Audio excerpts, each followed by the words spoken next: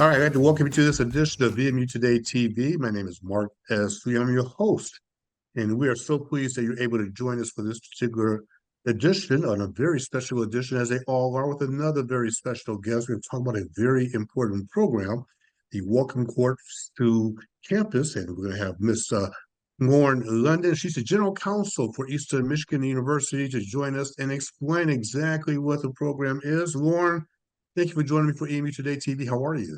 I'm great. Thank you so much for having me today. I appreciate it. And we're so happy to have you. And as I ask all my guests, how long have you been with the university? I have been at Eastern since November of 2013, so it's about 11 and a half years now. Awesome. And there is a major announcement that was recently made where EMU has welcomed three refugee students through the Welcome Course on Campus program, and it was initially announced on June the 20th. For those of us tuning in, what exactly is that program and what makes it so unique? Yeah, well, the Welcome Core on Campus program is actually run by the federal government. It's through the U.S. State Department, and it's supported by like 6 NGOs as well, all of them specializing in different pieces of the refugee experience to help the program really get off the ground. And the idea of the program is to match refugees who have had their studies interrupted, who may be in refugee camps in Kenya or Jordan or elsewhere around the world, with U.S. universities and colleges who have resources that the refugee students are willing and able to utilize to complete their studies. And the program matches the universities with the refugees themselves. And the university itself raises funds to be able to fully support the effort, and then is able to welcome the refugees in much the same way as a host family might welcome a refugee, or in past years, church groups have gotten together to do this, or neighbors have gotten together to do this.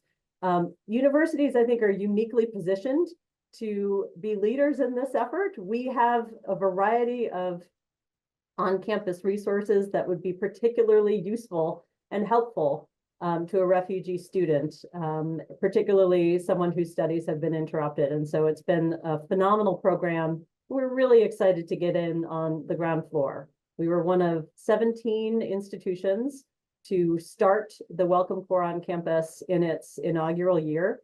And I don't have the final number, but I know that the program is growing significantly for its second year and third year, with the goal of really quadrupling the number of refugees that it's able to serve, and hopefully continuing to grow.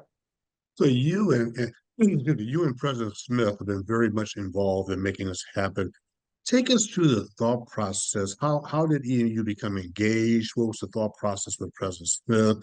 And what was the steps to go through this entire process to make it happen? What did it take to make this happen on campus here? Yeah, well, as it happens, this was a long time in the making. We have wanted to get involved with housing refugees and assisting refugees students for a number of years.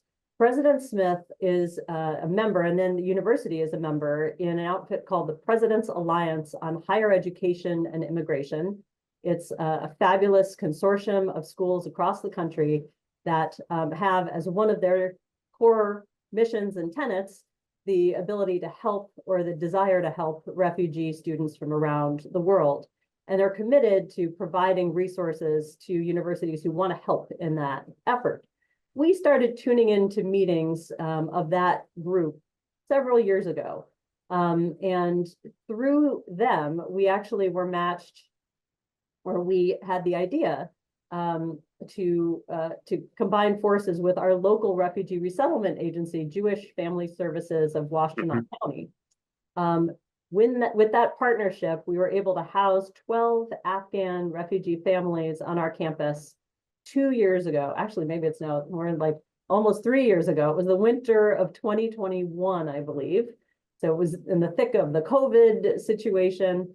But we were very excited to start that program. And the success of that, which, our participation in that housing effort was a 6-month long commitment that we were so pleased to do. That really gave birth to the next phase for us, which was searching for ways to help students whose studies had been interrupted around the world. And it was a really good bit of luck and kismet that the US State Department had started to look into expanding the Welcome Corps program to be called Welcome Corps on campus and allow universities to be involved in just the way we had hoped to be involved. Even in its first year, the program is extremely robust and contained a long and fulsome application for us that was about 30 pages long that was designed to make sure that we really had the resources in place to be able to assist these students, not just in their academic work, but also to acclimate to life in the United States, to make sure there are, as few language barriers as possible, that they're able to enjoy cultural experiences here, that they have medical, both physical and mental medical attention that they may need. They just have access to all the resources that any immigrant would need to have in order to be successful in setting up a life here. And so it was an extremely long application, but I think it was to a purpose. We really appreciated being able to wrap our heads around what we were going to need in order to be successful in the program. So we applied in the program. The US government, through its various partners, reviewed our application and were able to accept us into the program and then match us a couple months later with our refugee students. And I want to pick up on that point because you make an interesting comment, a very valid comment. I can only imagine going to another country and starting virtually over, without really knowing anybody, start your educational experience. Talk about those resources that EMU has to help these students to feel comfortable and wanted here as part of the educational journey. Yeah, well, there was an incredible amount of, I don't necessarily want to call it luck, but almost some resources coming together at just the right time. As you know, we developed new housing on our campus. Not only were we able to refurbish several of our dorms, but we built 2 entirely new dorms, and we're able to offer housing in one of those new dorms to our refugee students. As part of the resources we're able to give them.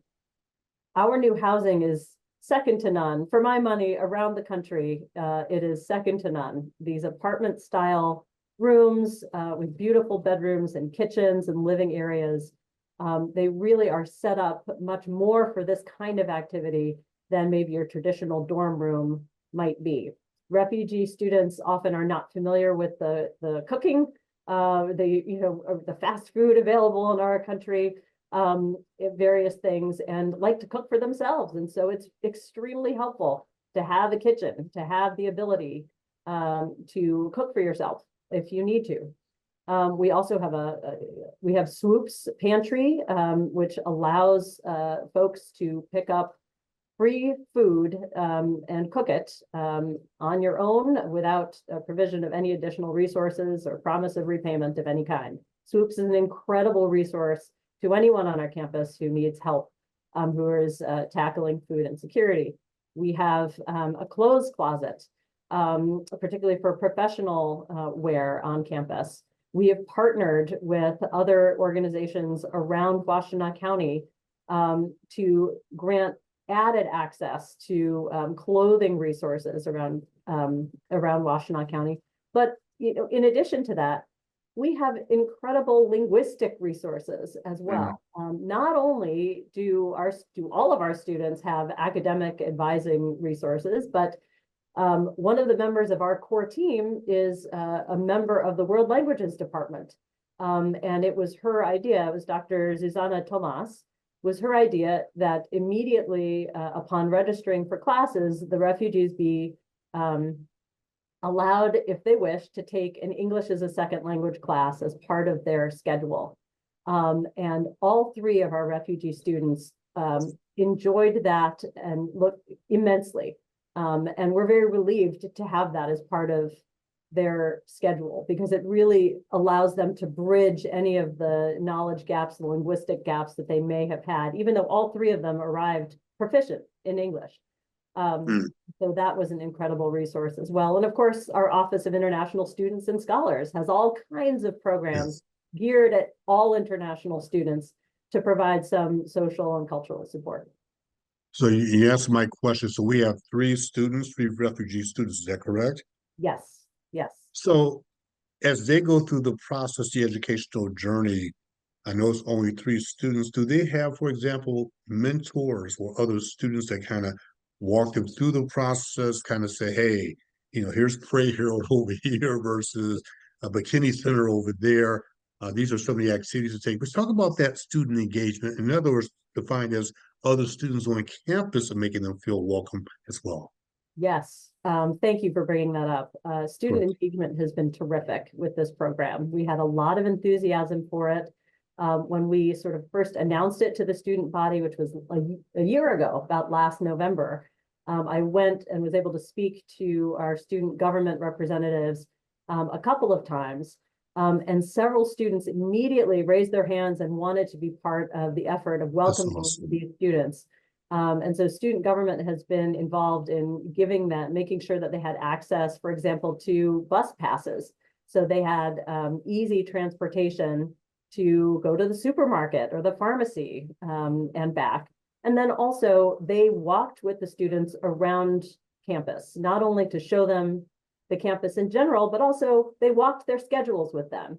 Here's who the class is going to be on Monday morning. And it was a real challenge, I think, for the refugees. They were off the plane probably less than a week during that, when that was happening. And so everything was new to them, the weather, the whole country, and certainly their surroundings here in Ypsilanti. And so they really were appreciative of having a couple of students accompany them to the grocery store, to their schedule, and to be able to forge some of those early friendships. And of course, the efforts of the International Students and Scholars are all student focused and student based as well. So they have several affinity groups there meeting together and providing that added cultural support. And then lastly, there are some students who are working in a tutorial capacity linguistically, along with Dr. Tomas and some of the members of the World Languages Department, just to make sure that they're not struggling with some of the specialized language. For example, one of our refugee students is in nursing, and there's a lot of specialized language around physiology and things like that that can be really difficult to understand. Another one of our refugee students is in computer science, and that comes with its own vocabulary as well. And so having students act as a sort of bridge is exceedingly helpful for them, just to make sure that they can keep up, that they understand what's going on in school too. We have about a minute remaining or so. I'm going to ask you briefly, from the students' perspective, how were they feeling? The refugees. Yeah, they are doing terrifically. I'm so happy and proud to see the progress they've made. All of them are extremely excited, not just to be here in the United States and to begin their life here, but also specifically to be at Eastern Michigan, to be together in a cohort of 3. Many of these programs are a little bit smaller than that. They have only a single person or 2, but to be in a small cohort of 3 means you have a little tribe that you can rely on as you sort of go through the process together. All 3 of them are doing just wonderfully, and I'm so excited to see where they go next. Well, as we wrap up, Warren, this is awesome. I mean, let me just pat my heart. This is truly awesome to hear this story. Congratulations to you, President Smith, the entire team, certainly for making this happen. And we hope this continues moving forward. Thank you very much for your time. We appreciate it. Thank you. I appreciate the time. Absolutely. And recently we had the Temptations on campus. Hey, what happened at that particular weekend not too long ago? Hang tight. We're going to have you watch this video. When we come back, we're going to talk about the Temptations coming to Eastern Michigan University. Hang tight. We'll be right back.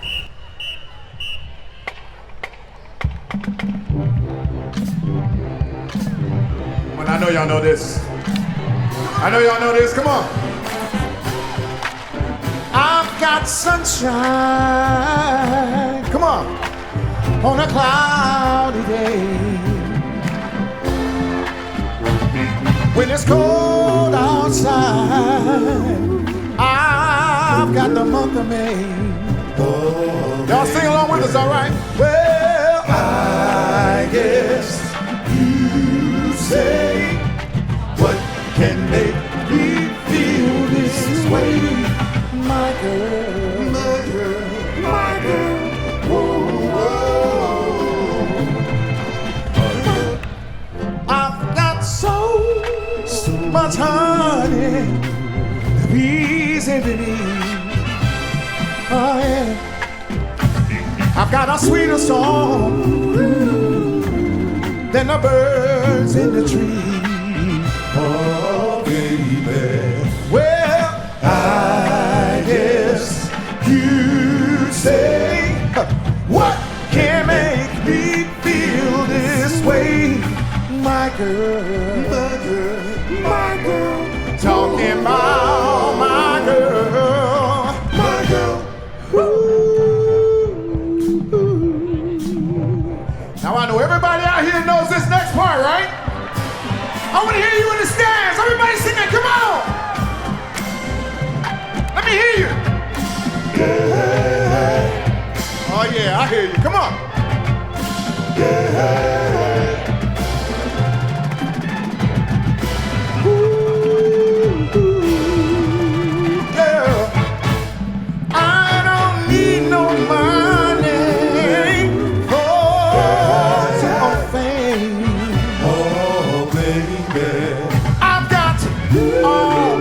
Baby, one man can claim. Oh, baby.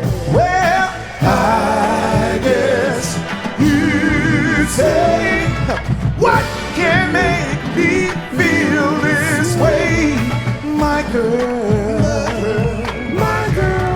Talking about my girl, my girl. I'm talking about my girl. I've got sunshine on a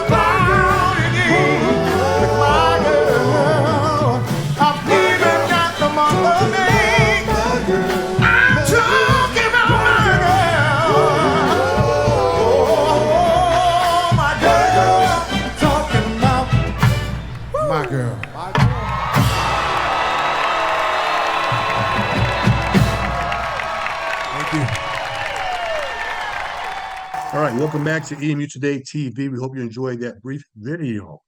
Recently, very recently, we had a very special halftime performance featuring Detroit's own, I should say, Detroit's own, the Temptations performed with the pride of the peninsula. That's the EMU Marching Band. I'm so pleased to join Mr. J. Nick Smith, and he is the Associate Director of Bands, to talk more about this wonderful experience that just took place at an EMU football game. J. Nick Smith, thank you very much for joining me. How you doing?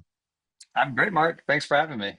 All right, talk to us. That was a wonderful experience recently with the Detroit's own and the locally famous Temptations. What happened? Tell us. We're all anxious to hear about it.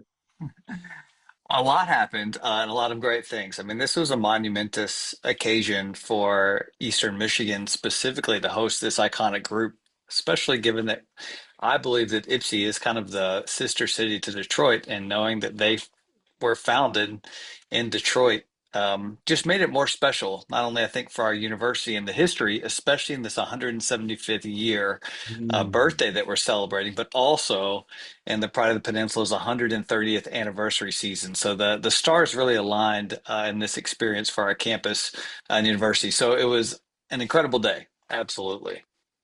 Well, let me just say a point of personal privilege here. I was raised in Detroit. I was raised in Detroit during the Motown sound. So when I discovered the Temptations were coming, that was truly an awesome experience for Detroiters like me, because we take Yeah. so much pride in Motown and Detroit's musical heritage and history. So how did this come together? How did this happen to make this past event happen recently? Yeah, a year ago, around this time, actually, 365 days ago, almost to the day, I met through Dr. Rule Smith at the Student Center at a homecoming event that 40 members of the band were playing at. I met Jawan Jackson, and Dr. Will Smith said, "Hey, Nick, I want to introduce you to someone." Okay, sure. This is Jawan Jackson. He sings with the Temptations. And I said, "Oh, really nice to meet you." The next sentence out of my mouth was, "Jawan, do you think the Temptations would perform with the marching band?" And he said, literally, I can remember as if it was yesterday, he goes, "Well, I mean, I think so." So months and months and months and months of staying connected because obviously he and they are incredibly busy. It's a year-round enterprise. Months and months finally got to the manager. We'll save you literally years worth of information between what happened this past weekend and how we got them there. But we finally, got an agreement. I must say the president and his wife, Dr. Will Smith, were instrumental in this vision for EMU, and what it could mean for our university. And they were an incredibly, no pun intended, instrumental in getting them here. But they did it. We all agreed. And we found the date that happened to work out. The weather was perfect, which, of course, we knew a year ago that it would be. Absolutely. And, and everything just kind of fell into place. And I must say, as smooth as their music is, or as smooth that they are to work with. I've never encountered a group of incredible artists that are passionate about what they do, that are really good at what they do, that are also kind human beings. And That's all awesome. five of these people were. What that added to the day was more of a family kind of atmosphere that we know here at EMU. I mean, they just fit right in, both with our students, but also in the university. It was just still beaming from a great day. For those of you tuning in, Jawan Jackson is a Detroit native. He's an EMU alum, and he performs for the Temptations. So it was a homecoming for him as well. Talk about the band's experience. A lot of the band members probably weren't even around, obviously, when the Temptations first started. But talk about when they got around the Temptation, the interactions between the band itself and also the Temptations themselves. Yeah, so during rehearsal, we had 3 weeks to put this together, and that came after a pretty big first halftime show that we had almost the same amount of time, and at least in terms of I'm putting you in the mindset of the students, right? Because this is a class to them. They're here to work. They're here to execute. They know a lot's on the line. This particular music was a lot of music to memorize. It's over 10 minutes of music, and that's pretty difficult for a college marching band. Normally, it's about 6 or 7 minutes. So they had more music to memorize, and this music didn't have a melody because the melody Mm, was on the field. So that makes it even more difficult to remember exactly where you are in the tune, with some similar musical lines kind of happening on repeat. Of course, they executed that incredibly, but during that process, because they were being, as our students are, so professional, so hardworking, when I see them at class on Monday, Wednesday, Friday at 3:30, I mean, this is the face. It's oh, that really? face of what would you like us to do next? Right. When are we getting water? That type of stuff. So Help us the out. last, yeah, yeah, exactly. The last week I asked the student leaders, we have a meeting every Wednesday, and I said, okay, I'm just curious, before August of 2024, did you all know who the Temptations were? And they were like, yeah. And they looked at me with that type of face. Yeah, we know who they are. And then I said, okay. I said, are you guys and gals and people, are you excited that they're here? They're like, yes. So I'm like, okay, so I appreciate that because your faces don't show that at all. But this is what I said to them on game day. This is what they were. I said, the time to be excited is after you get to watch it back, because in the moment you have to be a professional. You have to execute in order for what we do to kind of happen. So all that to say, students were thrilled. They all got pictures and sections with the Temptations. I saw them immediately all over their social networks by section. Like I said, a true win for our university, but also to one of the hardest working group of students that we have on campus. Absolutely. And let's talk about the fan interaction. Mhm. When they came out with the band, talk about how the fans responded to the Temptations being there on campus. I wish I could tell you outside of the one memory I'm going to give you because, as someone asked me earlier, are you excited about the weekend? I'm like, well, I'm not really sure I have time to be excited because I have to make sure it all goes as planned. But when I had that 10 seconds to remember that there was an audience there, I turned back and looked up at the crowd, and this is the first time I've ever seen this. everybody in the crowd was standing up. Their phones were out, of course. We're going to document this experience. And I remember after the first tune ended, which was Papa was a Rolling Stone and Get Papa was a Ready. Rolling Stone. That's right. That's right. The whole crowd erupted in this. They are very supportive of us and our marching band for sure. But there was an extra little pep in the crowd. And I really think, I mean, our crowd, this is their generation. We don't have a bunch of 20-year-olds that are coming to Eastern football. We have the student section, of course, but our crowd Sure. really this fit right in. And so I could say without a shadow of a doubt, I think they were pretty excited from beginning to end. Now, if you notice, Dick, you see, I can't sing. So, I thought that was pretty all, good. all of you who normally would see me in the classroom, I'm very serious. I'm always talking, or you see me in Yeah. other forms of media. I'm very focused and driven. And one of my passions, nobody knows this, one of my passions is music. And Mm. you could probably tell I love Motown music. That's what I was raised on. And I was raised on the Temptations. So I got to ask you, as a fan now, stepping outside of this interviewing mode for a second, did they do My Girl? Did they do My Girl? Oh yeah, And I bet you in the that's how place, we I ended. bet you the factory went crazy, didn't it? They sure did. And Mo Girl has that famous motive. Doo doo doo, boo doo doo. So it took, one measure, four counts, and the audience was like, "Ah," and actually, learned that most of the time they end their show with that tune. And it's what they call the Temptations anthem. So that's certainly one that has attached itself to the group. Of course, they did that one. It was great too. When you talked about this being an anniversary, I think it's the 175th anniversary, right? Celebrating 175th anniversary of the university, correct? Is that right? That's right. Yep, big And I birthday. and I think you said 130th Yeah, anniversary, if you will, for the band. that's So right. talk about is this a year, a series of events throughout the entire season? What else will be going on to celebrate these momentous occasions? Yeah, it didn't start out being that way because the Temptations were not really confirmed until June, and the season must go on. We were doing Temptations music no matter what, just in case it happened. But yeah, we when that locked in, that was great. We had a great first show where we collaborated with many charter school students in the area and and our dance team did a Spanish Latin show that was a huge hit. Of course, the Temptations High School Band Day we do every year.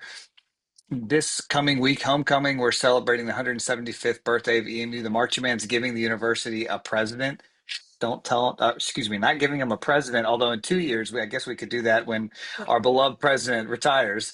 But we're giving them a present called Eagles Rising. It's a tune that will have a world premiere. It's never been heard by any ears before. It's based off our fight song. That's the marching band's gift to the university. That's unique.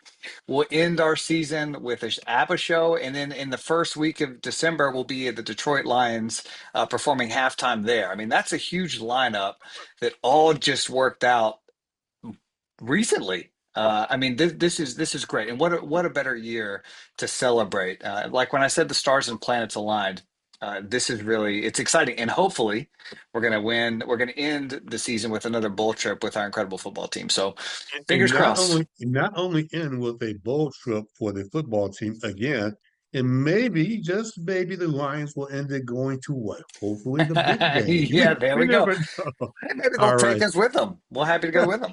Let's go with them. I'm going to give you 30 more seconds. We have a minute or so remaining. Just whatever you want to say in the closing 30 seconds on your behalf, please go for it. Yeah, I just want to thank the entire team that helped put this together. I might be the name on the door as the marching band director, but there's tens of more people that help put this together. And I just want to thank our students for their professionalism and how well they represent the university. We are the soundtrack to the university, and they work tirelessly to make these things happen. Everybody's enjoying the work on their behalf. And so if you'd like to support us, of course, you're welcome to do that. It's excuse me, EMUMB, like EMUMarchingband.org. You can find ways to support and see what we're up to there. And of course, on Facebook and Instagram, EMU.band. It's been a great pleasure, Mark. Really appreciate the opportunity to talk and to pump up our students to a larger crowd. Thanks for having me on. Nick, my pleasure. I want to congratulate you and the team for doing an outstanding job. We are very proud of that band. Keep up the great work. Thanks, Mark. Absolutely. I want to thank all of you for tuning into this month's edition of EMU Today TV. Wish you all make it a great day, make it a great week, and we will check you out next time on EMU Today TV.